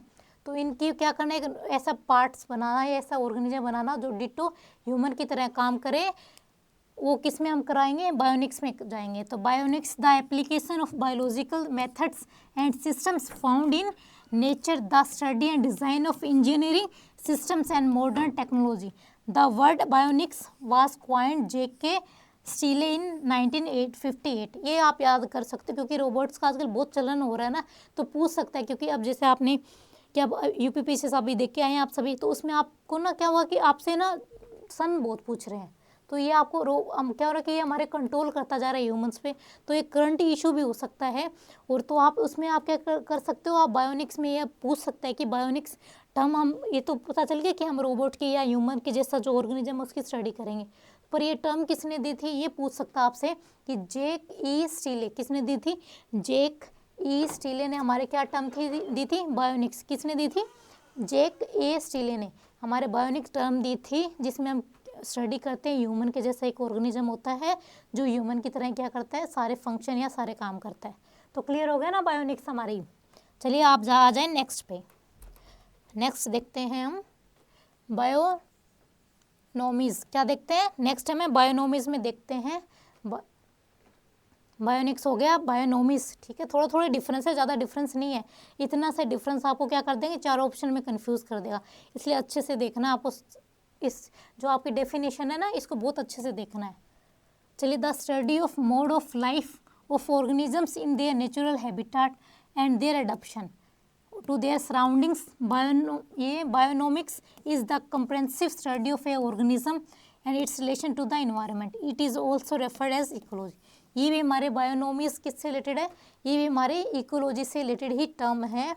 इसमें हम क्या करते हैं भाई, कैसे ह्यूमन अडेप्ट हो रहे हैं अपने इन्वायरमेंट के साथ, तो वो सारी स्टडी अगर आपको उसका हैबिटेट कैसा है, जैसे हम नॉर्थ इंडिया का हैबिटेट देख लिए, आप नॉर्थ ईस्ट का देख लिए, नॉर्थ ईस्ट में जाके आप अपने आप को कैसे अडेप्ट कर पाते हैं, एकदम टॉप जम्मू कश्मीर में अपने आप को जाके कैसे अडेप्ट करते हैं, इसके बारे में अगर आपको स्टडी करनी है तो आपको बायोलॉजी की कौन से ब्रांच में जाना पड़ेगा, वो आपको जाना पड़ेगा बायोनोमीज में जाना पड़ेगा, ठीक है। कौन से में, बायोनोमीज में जाना पड़ेगा, ठीक है। तो बायोनोमीज में हम किसकी स्टडी करेंगे कि नेचुरल हैबिटेट में हम कैसे ऑर्गेनिज्म अपने आप को अडेप्ट करता है, कैसे बच्चा जहाँ पैदा होता है, अरे उसको दूसरे इन्वायरमेंट में रख दे तो उसकी भी लैंग्वेज तक क्या होती है, डिफरेंट हो जाती है, क्योंकि उसका अगर अलग इन्वायरमेंट मिला तो वहाँ की वो क्या होता है, लैंग्वेज को, वहीं की लैंग्वेज को अडेप्ट कर लेगा, वहीं के कल्चर को अडेप्ट कर लेगा। तो उसकी अगर स्टडी करनी है वो हम आएंगे बायोनोमीज में आएंगे, ठीक है।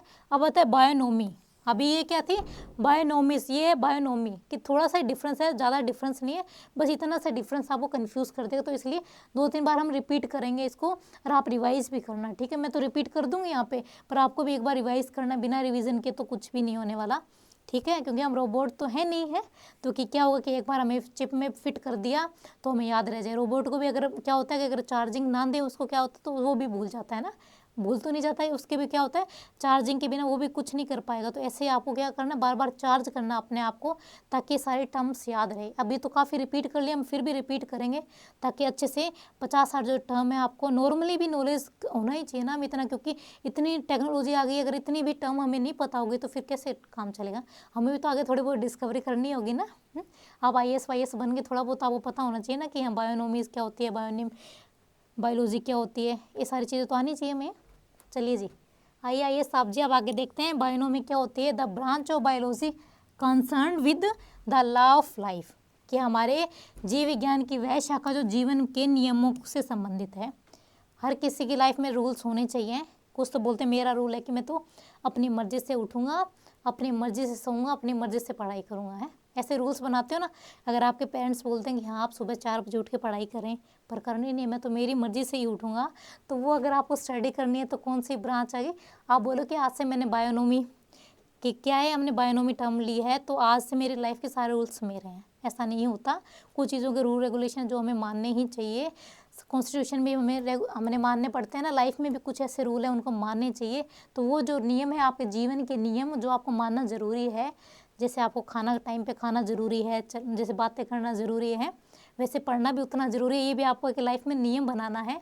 तो ऐसे जीवन के जो नियम की आपको स्टडी करनी है तो वो आप किस में आएंगे भाई, बायोनोमी में आना है, ठीक है। तो आपको किस में आना है, बायोनोमी में। तो थोड़ा सा डिफरेंस है बायोनोमीज में और बायोनोमी में, ठीक है। तो कंफ्यूज मत होना बायोनोमी और बायोनोमीज में। वैसे तो हिंदी वालों के लिए तो एकदम सेम ही है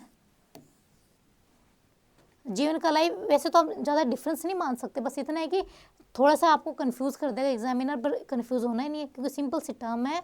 तो आप बायोनोमी में रूल्स के बारे में पढ़ेंगे, बायोनोमी में ये जो हिंदी वाले देखे, बायोनोमीज में आप अडॉप्शन के बारे में पढ़ेंगे, इसमें आप रूल्स के बारे में पढ़ेंगे, ठीक है। रूल्स में भी आप ऐसे देख सकते हो कि मैम ये तो दोनों सेम ही है, हाँ सेम ही है, कोई डिफरेंस नहीं, बस टर्म क्या करती है अलग अलग लिखती है। आप अगर रूल्स लाइफ का क्या भैया, आपको अच्छा इन्वायरमेंट मिल रहा है तब उसके हिसाब से अडॉप्ट होंगे ना, तो एक ही चीज़ है वैसे तो, बस आपको कन्फ्यूज़ हो जाएगा, एग्जामिनर कन्फ्यूज़ कर देगा, बस वही है, कुछ नहीं है, ठीक है। तो इसमें क्या होता है, नई डेफिनेशन दे दे, क्या पता ये वाली ना दे ये दे दे, तो आपको कन्फ्यूज़ नहीं होना, कोई सी भी डेफिनेशन दे आपको अपने आप को माइंड सेट करके आंसर देना, ठीक है।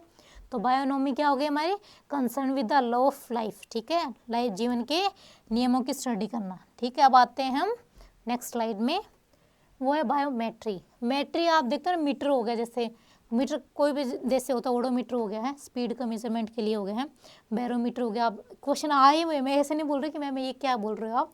अब जब फिजिक्स पढ़ोगे ना तो उसमें ओडोमीटर हो गया, बैरोमीटर हो गया है, हाइड्रोमीटर हो गया, हाइग्रोमीटर हो गया, ये सारे क्या होते हैं भाई, टर्म्स होती है मीटर यानी मेजरमेंट करने के लिए। मीटर भी तो जब आप चलते हो ना कि पूछते कितने मीटर चल लिया भाई, तो आजकल तो डिजिटल वॉच आ गई आपके, उस आप क्या करते हैं अपनी मेजरमेंट करते हैं कि आज मैं इतने कदम चल लिया। ऐसे नहीं कदम चलते उसमें तो आप मीटर नहीं चल पाते हैं, क्योंकि आजकल क्या हो गया, हमारे चलने की कैपेसिटी कम हो गई है ना, बैठे बैठे हम ज़्यादा काम कर लेते हैं इसीलिए। तो बायोमेट्री मीटर वर्ड आ गया यानी मेजरमेंट के लिए होता है, ठीक। तो लाइफ में स्टैटिक्स का यूज़ आ गया हमारे, तो वो अगर आप लाइफ में आप मतलब बायो तो लाइफ, बायो वर्ड का ही लाइफ मीनिंग होता है। तो लाइफ में आप किसकी यूज़ कर रहे हो, मेजरमेंट में का यूज़ कर रहे हो, तो वो किस में आएगा भाई, हमारे बायोमेट्री में आएगा, ठीक है। तो is known as a biostatics, ठीक है। बायोलॉजी में आप स्टैटिक्स का यूज़ कर रहे हो यानी मेजरमेंट कर रहे हो, मैथ्स के कहीं ना कहीं क्या कर रहे हो, मैथ्स का यूज़ कर रहे हो, तो वो किस में आता है, हमारा बायोमेट्री या बायोस्टैटिक्स में आएगा। तो it is a development and application of statistical and mathematical methods to analyze the data result from biological observation and phenomena।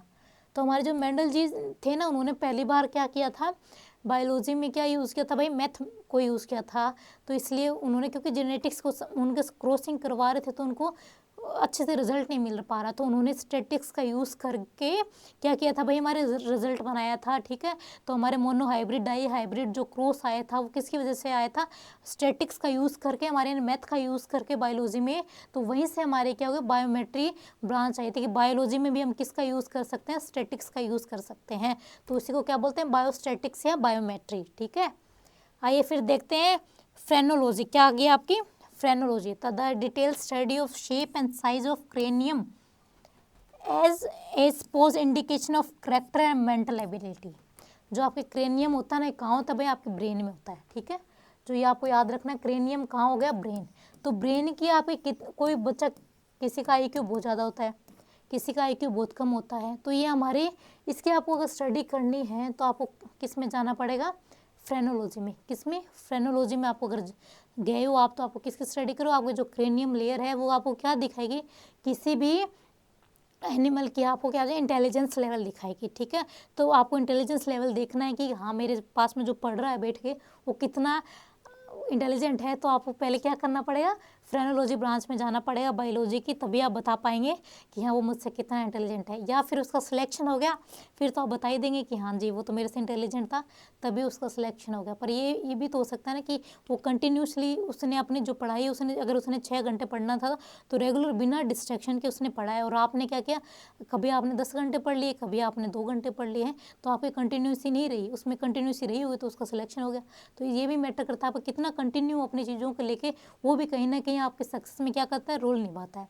तो हमारे फ्रेनोलॉजी में हम क्या स्टडी करेंगे, आपकी जो क्रेनियम लेयर होती है ब्रेन की, उसमें आप इंटेलिजेंस लेवल को क्या कर सकते हो, आप मेजरमेंट कर सकते हो, ठीक है। तो वो फ्रेनोलॉजी में आ गया। बायोमेट्री में आप बायोस्टैटिक्स यानी मैथ का यूज़ करना आपको किस में भाई, बायोलॉजी में, तो वो बायोमेट्री में आएगा। फ्रेनोलॉजी में आपको आपकी जो शेप हो गई, साइज हो गया क्रेनियम का, इंटेलिजेंस लेवल का पता करवाना है, वो फिर एनोलॉजी में आ गया। अब आता है एंथोलॉजी, क्या होता है, स्टडी ऑफ फ्लावर्स। ये टर्म भी पूछी जाती है, ये भी एग्जाम में काफ़ी बार आ गया है कि एंथोलॉजी क्या होती है भाई, स्टडी ऑफ फ्लावर। और भी हमारे आती है, पोमोलॉजी हो गया जैसे हैं, हॉर्टिकल्चर हो गया, वो भी कुछ टर्म है वो उनको भी करेंगे, जो रिपीटेड एग्जाम में पूछी जाती है वो तो करनी है। और भी हमें पता होना चाहिए, क्योंकि क्या पता कब एग्जामिनर का दिमाग घूम जाए और वो इनसे पूछ लें, बोलते ये तो कब से रिपीटेड हो रहा है, क्यों मैं इनको पूछूं, मैं भी कुछ नया पूछूं ना। तो ये टर्म भी हमें आने चाहिए। तो एंथोलॉजी में क्या स्टडी करोगे, स्टडी ऑफ फ्लावर। आपको डायग्राम दिख रहा होगा ना, कितना प्यारा दिख रहा है फ्लावर, देख रहे हैं इसको, इनको भी इतना अच्छा लग रहा है, कितने अच्छे से इसको फ्लावर को देख रहे हैं ना। इसलिए भाई आसपास आप फ्लोर लगा सकते हो, देना जरूरी नहीं है किसी को, पर अपने आसपास जहाँ पढ़ते हो वहाँ पे क्या होकर कुछ ऐसे फ्लोर लगाएं जिसको आप रेगुलर पानी दें, तो आपको क्या, आपके आंखों को अगर सुकून मिलेगा, आपको इन्वायरमेंट अच्छा लगेगा, तो आपको पढ़ाई में मन लगेगा, ठीक है। देना किसी को नहीं, देने से क्या होगा, कुछ नहीं होगा, आपके पैसे ही जाएंगे, पर आसपास रखोगे तो आपको अच्छे पॉजिटिव वाइब्स आएंगे, ठीक है। तो उसके लिए अगर आपको स्टडी करनी है कि हाँ मुझे आसपास कौन सा प्लांट, कौन सा पौधा रखूँ, कौन सा मैं फ्लावर रखूँ कि जिससे मेरे को पॉजिटिव वाइब्स आए, ठीक है, लिली का रखूँ या रोज़ का रखूँ, सनफ्लावर का रखूँ। तो अगर इसको आपको स्टडी करना है कि हाँ मेरे लिए कौन सा बेटर रहेगा, तो आपको एंथोलॉजी में जाना है, ठीक है। कौन सी ब्रांच में जाना है? एंथोलॉजी में। तो कितने ब्रांच देखी अभी हमने? बायोमेट्री देख लिया, जिसमें आप क्या करेंगे? स्टैटिक्स का यूज़ करेंगे बायोलॉजी में, वो बायोमेट्री होगी, यानी मेजरमेंट करना आपको बायोलॉजी में। कोई भी डेटा आ जाए उसका अगर मेजरमेंट करना है तो बायोमेट्री में। फिर फ्रेनोलॉजी में आप किसकी उसमें क्या स्टडी करो? आपकी जो क्रेनियम लेयर है उसमें उसकी शेप कैसी है, उसके बेस पे आपको इंटेलिजेंस का पता लगाना है, तो आपको फ्रेनोलॉजी में जाना पड़ेगा। और एंथोलॉजी में आपको आपके आसपास आपके जो फ्लोअर्स है, अगर आप स्टडी करना चाहो तो पहले तो आप स्टडी किसके लिए करनी है? आपको ROAR के लिए करनी है, या आप UPPCS की, या कोई भी PCS का एग्ज़ाम देना चाहें, कोई से भी आप, चाहे MP से हो, उत्तराखंड से हो, झारखंड से, कहीं से भी हो, हरियाणा से हो, आपको जिसकी PCS की तैयारी करनी वो करें, क्योंकि वो स्टडी आपकी ज़्यादा ज़रूरी है। पर उस स्टडी को करने के लिए स्टडी आपको आनी चाहिए, ठीक है, क्योंकि इनमें से क्या आएंगे? क्वेश्चन आएंगे, ठीक है। तो एंथोलॉजी में क्या करेंगे हम? Study of flowers. क्लियर हो गया? अब आते हैं नेक्स्ट। ज़्यादा तो नहीं हुई ना ब्रांचेस, पर करनी तो पड़ेगी, हैं। अब काफ़ी रिपीट हो गए तो एक दो बार आप रिपीट करना। क्लास पूरी होने के बाद आप 2x की स्पीड से देख सकते हैं, ताकि आपको रिकॉल हो जाए। अगर जितना रिकॉल करोगे ना आप, उतना ही आपको याद रहेगा और साइंस आपको इजी लगने लग जाएगी। क्योंकि इसमें क्या होता है, ज़्यादा चेंजमेंट नहीं होता। साइंस ने जो डिस्कवरी कर दी वो कर दी है, ठीक है। अगर आप करना चाहो कंटिन्यू इसमें तो अच्छी बात है, पर आप बोलोगे मैम हमें तो IAS ही बनना है, तो हम तो वही करेंगे, तो वो भी कर सकते हैं आप, ठीक है। आ जाए भाई, ये वाला भाई क्वेश्चन पूछा गया एग्जाम में, इस पर भी आप टिक कर सकते हो। तो मैं थोड़ा यहाँ से डिलीट करती हूँ, दिखेगा नहीं, ये इंपॉर्टेंट है, ये पूछा गया है, ठीक है। देख रहे हैं एग्रेस्ट्रोलॉजी, क्या भाई? एग्रेस्ट्रोलॉजी, इसमें आप स्टडी करते हैं घास। आपके घास होती है ना आसपास, जिसमें क्या बोलते हैं कि आपको घास पे सुबह नंगे पैर चलना चाहिए, ताकि आपका सर्कुलेशन अच्छा हो, तो आपके आईज पे क्या पड़ता है? अच्छा इफेक्ट पड़ता है। आपके जो आजकल चश्मा लग रहा है ना, जिससे मेरे भी लगा हुआ है, मैं चल लेती हूँ, वैसे ऐसी बात नहीं है, पर हम जहाँ रहते हैं वैसा इन्वायरमेंट नहीं है कि हम घास पे चल पाएँ। क्योंकि आजकल तो क्या करते हैं, गायों को भी बेचारियों क्या खाना वाना नहीं मिल पाता। जिस एरिया में हम रहते हैं ना, वहाँ तो गायों की भी ऐसी कंडीशन हो गई है कि उनको खाने के लिए पॉलीथीन, क्या हो रहा है, उनको पॉलीथीन खा रही है बेचारी वो। तो उनके अभी यहाँ पर रिसर्च भी हुई थी कि जो उनका खाने का जो रेशो देखा गया था ना गायों में, तो पॉलीथीन का रेशो ज़्यादा था, खाने का रेशो कम था, है। तो ऐसी हालत हो गई भाई, देख लो, हैं दिल्ली में तो। चलिए जी, आ जाए। एग्रेस्ट्रोलॉजी में स्टडी करते हैं हम true grasses, it is also called granulology. क्या बोलते हैं? ग्रेन्युलोलॉजी बोलते हैं इसको। किसमें? एग्रेस्ट्रोलॉजी को ही हम क्या बोलते हैं? ग्रेमिनोलॉजी बोलते हैं। मैंने थोड़ा गलत बोल दिया, एक बार देखते हैं। इसमें गलत, ग्रेमिनोलॉजी बोलते हैं किसको? एग्रेस्ट्रोलॉजी को ही ग्रेमिनोलॉजी बोलते हैं। इसमें किसकी स्टडी करते हैं? ग्रासेस की। ये ग्रास दिख रही है ना आपको, घास, गाय जिसको गायें भी खाती है। आप क्या कर सकते हो, अपने चलने वलने के लिए भी आप जिसको यूज़ कर सकते हो। अगर इसकी स्टडी करनी है कि कौन सी बेटर रहेगी मेरे आसपास, तो उसकी स्टडी करनी है, तो आप कौन सी बायोलॉजी की ब्रांच में जाएंगे? कौन सी में जाएंगे? एग्रेस्ट्रोलॉजी में जाना है आपको। किस में जाना है? एग्रेस्ट्रोलॉजी बोल सकते हो या ग्रेमिनोलॉजी बोल सकते हो। क्या बोल सकते हो? ग्रेमिनोलॉजी या एग्रेस्ट्रोलॉजी, ठीक है। एग्रेस्ट्रोलॉजी या ग्रेमिनोलॉजी, ठीक, जिसमें क्या स्टडी करोगे आप? ग्रासेस के बारे में स्टडी करोगे। चलिए जी, हम नेक्स्ट ब्रांच पे देखते हैं। हम पेलिनोलॉजी, क्या देखते हैं? इसमें देखते हैं हम पेलिनोलॉजी, ठीक है। पेलिनोलॉजी में आप क्या स्टडी करेंगे? देखिए कि the study of pollen grains and the other spores especially as found in archaeological or geological deposits. Pollen extracted from such deposits may be used for radiocarbon dating and for study post climates and environmental by identifying plants then growing. इसमें क्या है कि ये तो ज़्यादा हो गया, मैं फिर भी आपको एक्सप्लेन करके बताती हूँ। पेलिनोलॉजी में हम क्या स्टडी करेंगे भाई? जो हमारे जो पोलन ग्रेन होते हैं ना, जो उनके एक्सट्रैक्ट, यानी जो वो क्या हो गया हमारे फॉसिल की फॉर्म में आप बोल सकते हो, जो वो क्या हो गया हमारे जो एक्सट्रैक्ट हो गए हैं, या जो इंप्रेशन की फॉर्म में जम गए हैं, कहीं भी रॉक पे भी आप देख सकते हो। ये आया ना जियोलॉजिकल, कोई भी एरिया में रॉक्स के ऊपर हो गए, या नॉर्मल कोई भी अर्थ के अंदर, या आप बोल सकते हो कोई भी पोर्शन में डिग के अंदर भी क्या हो सकता है, हमारे उस पोलन ग्रेन डिपॉजिट हो गए हैं जो काफ़ी टाइम से, क्या वो उनमें क्या नहीं हो रहा, उनमें वो पोलन ग्रेन एक प्लेस से दूसरे प्लेस पे जाके क्या नहीं कर सकते, क्रॉसिंग नहीं कर सकते। तो वो उनकी अगर स्टडी करनी है तो पेलिनोलॉजी में आएंगे। ये क्या इसमें आएंगे? पेलिनोलॉजी में आप पोलन ग्रेन की स्टडी कर रहे हैं, जो क्या हो सकते हैं भाई, कहीं ना कहीं डिपॉजिट हो गए, उनकी स्टडी करनी है। चाहे वो कोई भी आप जियोलॉजिकल एरिया हो सकता है आपका, कोई भी आपके आर्कियोलॉजिकल साइट हो सकती है। आपके आर्कियोलॉजिकल साइट तो देखी होगी ना, जैसे हड़प्पा हो गई आपकी, हैं मोहनजोदड़ो हो गई, इन पे भी आप क्या कर सकते हैं। आप अगर कोई पोलन ग्रेन आपको मिल रहा है वहाँ पे, तो उसकी आपको स्टडी करने की कौन से प्लांट का हो सकता है ये, तो आपको किस ब्रांच में जाना पड़ेगा, आपको पेलिनोलॉजी में जाना पड़ेगा, ठीक है। तो अगर आपको कोई भी आर्कियोलॉजिकल साइट में आपको पोलन प्लांट का पोलन ग्रेन मिल रहा है, तो आपको पोलन ग्रेन से याद रखना है पेलिनोलॉजी, ठीक है। पोलन ग्रेन से आपको क्या याद रखना है, पेलिनोलॉजी। क्लियर हुआ ना। तो हमने एग्रेस्ट्रोलॉजी किसकी स्टडी करनी थी, एक क्वेश्चन पूछा है, इसको थोड़ा ध्यान रखना, ठीक है। एग्रेस्ट्रोलॉजी को ही हम ग्रेमिनोलॉजी बोलते हैं, ग्रास की स्टडी हो गई हमारी, और पेलिनोलॉजी में हम पोलन ग्रेन की स्टडी करते हैं, ठीक है। आ जाए फिर नेक्स्ट। चलिए जी, ऑन्कोलॉजी, ये आजकल बहुत चल रहा है। क्यों भाई, आजकल हर किसी के क्या हो रहा है, कैंसर के सिम्टम दिख ही रहे हैं, क्योंकि उसमें क्या आजकल सेल्स क्या हो रहे हैं, ज़्यादा डिवाइड हो रही है, तो ज़्यादातर लोगों में क्या होगा, कैंसर मिल ही जा रही है, चाहे वो ब्रेस्ट कैंसर हो आपके हैं, कोई भी आपके यूरिनरी ब्लैडर की कैंसर हो, तो ये आजकल बहुत सारे ब्लड कैंसर हो, ये क्या मिल रहे हैं, ब्रेन कैंसर हो, इनके बहुत सारे क्या मिले सिम्टम्स मिल रहे हैं। तो ये क्वेश्चन भी एग्जाम्स में पूछा जा सकता है। तो ऑन्कोलॉजी तो आपको याद ही रहना चाहिए।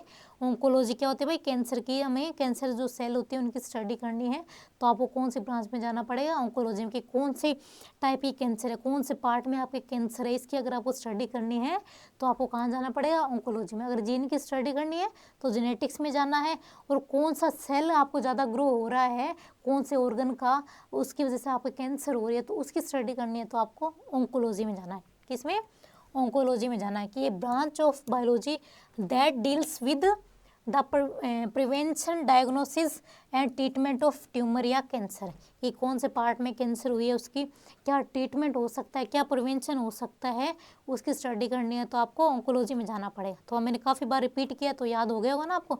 तो ऑन्कोलॉजी में आपको किसकी स्टडी करनी है, कैंसर से रिलेटेड आपकी बीमारी है, उससे रिलेटेड आप सिम्टम देख सकते हो, आप प्रिवेंशन देख सकते हो, ठीक है, क्या क्या हम प्रिवेंशन रखें कि हमें कैंसर से हम बचाव मिले, या जो 3rd 4th स्टेज पे आ जाते हैं उसके बाद भी हमें क्या मिल सके, थोड़ा प्रिवेंशन मिल सके, कि हाँ थोड़ा लाइफ हमारी, अगर हम जिंदा भी ना रहे तो कम से कम थोड़ा टाइम पीरियड तो हमारी लाइफ का क्या हो बढ़ सके, तो उसकी स्टडी आपको करनी है, तो आपको ऑन्कोलॉजी में जाना है। अब आता हमारा टेरेटोलॉजी, क्या आगे हमारी teratology, the scientific study of congenital and abnormalities and abnormal formation, जो जन्मजात किसी, आपने देखा ना, ये बच्चा देख रहा है, छोटा सा बच्चा है, इसकी यहाँ पे क्या होगा भाई, ये इसका जो ऊपर लिप है इसमें क्या होगा, थोड़ा सा हमारे डैमेज दिख रहा है, तो ये आपका जो जेनेटिकल डिसऑर्डर आ रहे हैं बच्चों में, अबनॉर्मलिटीज़ आ रही है, उसकी अगर आपको स्टडी करनी है तो आपको किस में जाना पड़ेगा, टेरेटोलॉजी में। अगर बच्चों में जो कंजेनाइटल ये होता है ना, कंजेनाइटल मतलब है जन्मजात, ठीक है, जन्मजात जो बच्चों में क्या रहा है, आपके जो एबनॉर्मलिटीज़ आ रही है, उसकी अगर आपको स्टडी करनी है तो कौन सी ब्रांच में जाना आपको, टेरेटोलॉजी में। कौन सी में, टेरेटोलॉजी में। तो हमें ऑन्कोलॉजी में कैंसर से रिलेटेड स्टडी करेंगे, टेरेटोलॉजी में हम किससे रिलेटेड स्टडी करेंगे, हम हमारे कंजेनाइटल जो आपकी एबनॉर्मलिटीज़ है उनके बारे में स्टडी करेंगे। चलिए भी, अब ऑस्टियोलॉजी है, ऑस्टियोलॉजी में किसकी स्टडी करेंगे, इसमें करेंगे the structure of bone, skeleton system, teeth, micro bone morphology. जो आपको स्केलेटन सिस्टम दिख रहा है ना यहाँ पे, कंकाल जिसको बोलते हो, ये ह्यूमन का कंकाल दिख रहा है ना आपको, इसकी अगर स्टडी करनी है तो आपको कौन सी ब्रांच में जाना पड़ेगा, ऑस्टियोलॉजी। जो ऑस्टियो वर्ड भी किसके लिए यूज़ किया गया, बोन के लिए यूज़ किया है, तो आपको बोन की स्टडी करनी है, बोन चाहे वो टीथ की हो, किसी की भी बोन हो, उसकी अगर आपको स्टडी करनी है तो कौन सी ब्रांच में जाना है आपको, ऑस्टियोलॉजी में जाना, ठीक है। ऑन्कोलॉजी में तो कैंसर की होगी, ऑस्टियोलॉजी में किसकी होगी, हमारे बोन्स की स्टडी हो गई। दिख रहा है ना बोन का, आपको याद रहेगा ना कि हाँ हमने इतने बड़ा बोन्स का डायग्राम देखा था। इनमें से आप कौन सी भी स्टडी करोगे, कोई सी भी ले सकते हो, आप स्टर्नम बोन ले लो, टीथ बोन ले लो। स्टर्नम बोन कहाँ होती है, हमारे यहाँ पे गले में होती है, इसकी स्टडी करनी है। रिब बोन होगी आपकी, इसकी स्टडी कर लो। आपकी एक टीबिया और अल्ना हो गया, इनकी स्टडी करनी हो आपको, है ये आपकी टीबिया पैर में होती है, फिबुला हो गया, जो उखड़ा पार्ट होता है ना, इसको बोलते हैं हम पेटेला, इसकी स्टडी करनी है। फीमर की स्टडी करनी है। इसमें से आपको कोई भी बोन की स्टडी करनी है तो आपको कहाँ जाना पड़ेगा, आपको जाना पड़ेगा ऑस्टियोलॉजी ब्रांच में, बायोलॉजी की, ठीक है। अब आते हैं हम कॉन्ड्रियोलॉजी, ठीक है। कॉन्ड्रियोलॉजी क्या होता है, कॉन्ड्रियोलॉजी वर्ड कार्टिलेज, आप देखते हैं नोज की, आप देखते हो ना थोड़ा सा क्या होता है, बोन तो क्या होती है हार्ड होती है, जो कार्टिलेज होता है वो क्या होता है थोड़ा सॉफ्ट होता है। तो अगर आपको कार्टिलेज, आपकी नोज होगी जैसे है, अंदर के ऑर्गन्स में भी क्या होते हैं हमारे कार्टिलेज प्रेजेंट होती है, जो सॉफ्ट ऑर्गन हो गया आपके जैसे, ठीक है। आपके कान हो गए, इनकी अगर आपको स्टडी करनी है तो वो आपकी कौन सी ब्रांच में जाएंगे आप, कॉन्ड्रियोलॉजी में। तो ये branch of anatomy that deals with cartilage, ठीक है। जो आपको कार्टिलेज की अगर आपको स्टडी करनी है, बोन की करनी है तो ऑस्टियोलॉजी में जाएं, और कार्टिलेज की करनी है तो आपको किस में जाना पड़ेगा, कॉन्ड्रियोलॉजी में जाना पड़ेगा, ठीक है। अब देखते हैं नेक्स्ट हमारा सेलुलोजी, ठीक है। ये तो आप जब टेस्ट करवाने जाते हो, चाहे वो ब्लड टेस्ट हो गया है, आपका सीरम टेस्ट हो गया, कोई भी आपको टेस्ट कराना है तो उसका किस में ब्रांच में जाएंगे आप, बायोलॉजी की सीरोलॉजी में जाएंगे। तो सीरोलॉजी में आपको मैं पढ़ा देती हूँ एक बार, देखिए कि द साइंटिफिक स्टडी या diagnostic examination of blood serum specially with regard to the response of one immune system to pathogens या इंट्रोड्यूस सब्सटेंस, कि आपको कोई पैथोजन आ गया, जैसे क्या आएगा, पैथोजन क्या हो सकता है, कोई वायरस आ गया, बैक्टीरिया आ गया, तो आपको कब पता चलेगा, जब आप या तो वो सिम्टम शो करने लग जाता है, आपको बुखार आने लग जाती है, या आपको चक्कर वक्कर कोई भी आपको सिम्टम शो होने लगे, तो आप क्या जाएंगे, आप डॉक्टर के पास जाएंगे, डॉक्टर क्या बोलो भाई आप टेस्ट कराएं। तो जो आपके टेस्ट होंगे, ब्लड जो टेस्ट हो रहा है वो हमारे कौन सी उसकी स्टडी करनी है आपको, तो कि कौन सा इन्फेक्शन हो रहा है आपको, तो वो उसकी स्टडी किस में करते हैं, सीरोलॉजी में करते हैं। तो सीरोलॉजी किस टर्म से है, सीरम, सीरम किससे रिलेटेड, हमारे ब्लड से रिलेटेड, ठीक है। तो सीरोलॉजी में हम सीरम की स्टडी करते हैं, ठीक है। ये हमारी ब्रांच होगी, कुछ पोर्शन अब हम कुछ इसमें ब्रांचेज रहेगी वो हम कल करेंगे, ठीक है। तो आप कंटिन्यूसली आपको आना है, ठीक है। आपको वीडियोस पूरी देखनी है, हम इसका रिपीट भी करेंगे, रिवाइज भी कराएंगे आपको, पर आपको क्या करना है, आपको भी पढ़ना है, ठीक है। बिना पढ़े तो सिलेक्शन हो ही नहीं सकता ना। तो आपको इतनी बड़ी पोस्ट चाहिए तो उसके लिए आपको उतना ही पढ़ना पड़ेगा। सब बोलते हैं कि 4-5 घंटे पढ़ के काम चल जाएगा, ऐसा नहीं है। 4-5 घंटे में तो आपकी बायोलॉजी भी पूरी नहीं होगी, आपको पढ़ना पड़ेगा, थोड़ी मेहनत करें, सिलेक्शन आपका हो जाएगा, ठीक है। Thank you so much. Like और शेयर सब्सक्राइब आप कर सकते हैं आप चाहें तो, क्योंकि ज़बरदस्ती तो हम करवा नहीं सकते। चलिए जी, मिलते हैं फिर कल।